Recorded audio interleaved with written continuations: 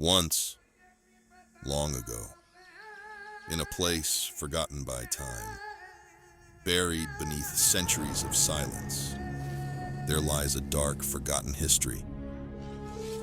In those distant days, terror took on many forms, and cruelty was not only a means, it was an art. But what if the past isn't as distant as we believe? What if the echoes of those horrors are still here, just waiting to be found? Welcome into the world of Jimmy's Randomness, a place where secrets hide in the shadows and history comes alive. Our story begins in a time when the air smelled like gunpowder and fear. It was in the late 15th century, a period when the Spanish conquistadors, who were conquerors driven by one thing and one thing alone, greed and glory. They swept through the New World, leaving a trail of destruction and devastation in their wake. Entire villages fell, reduced to rubble, and fear began to take root in the hearts of all who crossed their path. Now, what you have to understand is, it wasn't the enemy swords or fire that struck the deepest fear into the hearts of these native peoples. Oh no. Hidden in the shadows, there lurked something far more primal. Their war dogs. Now let's go back in time, all the way back to the 15th century. This is where our story takes a dark turn as Christopher Columbus, who was more than just a curious explorer with dreams of new lands, but also was a man driven by the need for conquest and fame. And so, as the man was looking over his maps, plotting his voyage to what he believed was Asia, a plan began to form in his mind. Dreams of gold and treasures started to form, and he would stop at nothing to claim them. Though the man was well aware that the local natives wouldn't simply bow down and hand over their wealth. No, they would fight and defend themselves. And so he needed something that would strike fear so deeply into their hearts that they would tremble at the mere sight of it.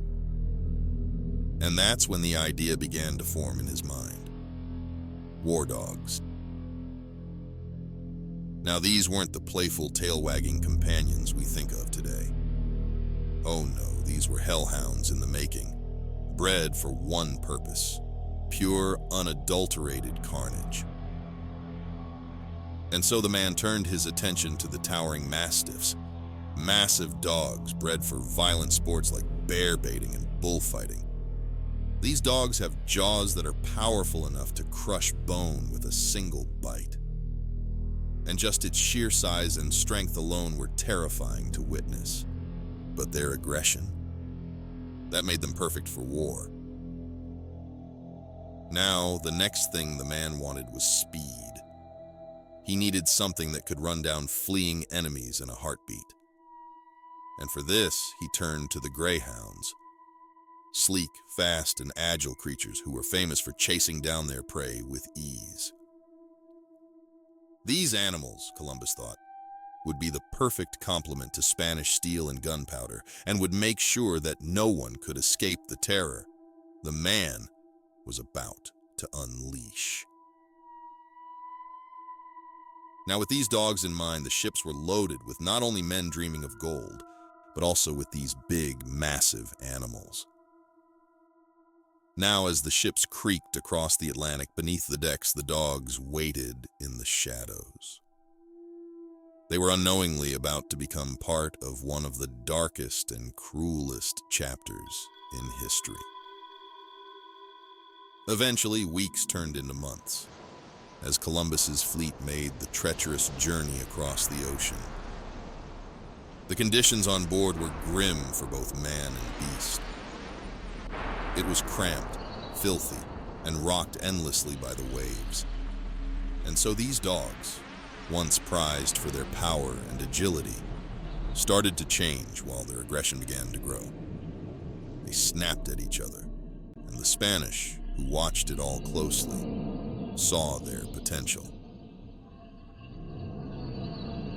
The conquistadors, many of whom were seasoned warriors from Spain's brutal wars, started to begin a horrifying training regimen, one that would push the dogs to their absolute limits. Once on land, the animals were trained to obey without hesitation, and at the sound of a whistle or the shout of a command, they would spring into action, ready to tear through anything in their path. Many of the captured prisoners were used in these exercises, forced to run as the dogs were released to tear them apart. The screams of the victims echoed for miles through the trees, but the Spaniards just stood there, watching with a cold approval, knowing they were molding these dogs into the perfect tools of terror. For the native people, the arrival of these beasts must have felt like an invasion by demons. Just imagine, you're a warrior standing in the lush green forests. The air is warm, birds sing in the trees, and life feels peaceful. That is, until suddenly, you start to hear these strange voices filling the air. It's a language that you have never heard before. Now, before you can react, a massive shadow of a dog emerges from out of the underbrush. But this wasn't just an animal. Oh no. This was a nightmare, bred for one thing and one thing only: carnage. The ground shook as the massive animals thundered forward, their rough leather armor studded with spikes that glinted in the fading light. The sight was enough to make anyone freeze, caught between terror and disbelief. These dogs had been trained to hunt down human beings, and they did so with terrifying efficiency. The psychological impact of these dogs was devastating, and stories of their brutality started to spread like wildfire through the community. Stories of men being torn apart while still screaming, their limbs ripped from their bodies by snarling beasts that seemed impervious to spears and arrows. And so, the legendary warriors, who had faced battle with bravery all their lives, were now terrified at the mere sound of barking in the distance.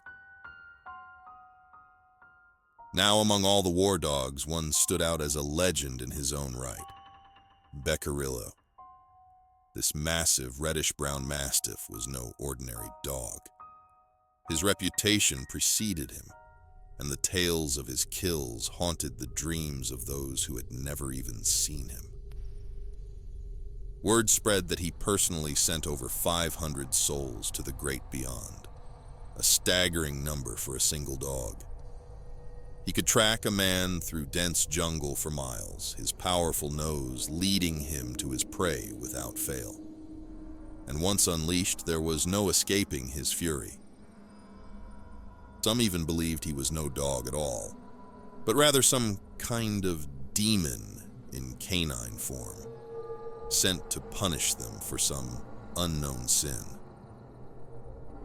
Eventually, they started putting bounties on the dog's head as the chiefs offered untold riches to anyone who could bring down this living demon. In one battle, the dog faced a group of warriors who had specifically trained to fight him. The scene was tense, with on one side warriors, their poisoned spears standing ready. On the other, Beck Carillo waiting, ready to strike. When the battle began, he tore into his enemies with relentless power. And even after being hit with a poisoned arrow, the dog continued to fight, bringing down several more before finally succumbing to his wounds.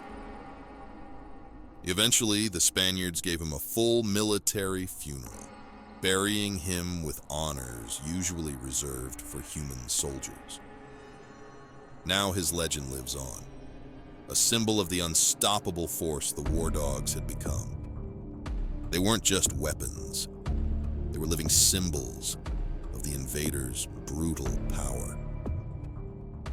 Civilizations that had stood strong for thousands of years were brought to their knees, not by guns or steel, but by the fear and destruction these dogs brought with them.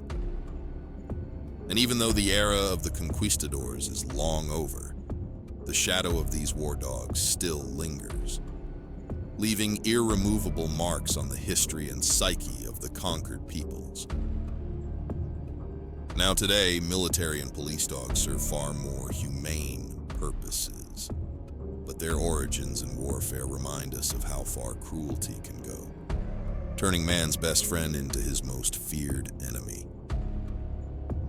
And that's a wrap for this story. Check out the channel for more interesting and intriguing videos. Subscribe, like, and see you in the next one. Thanks for watching.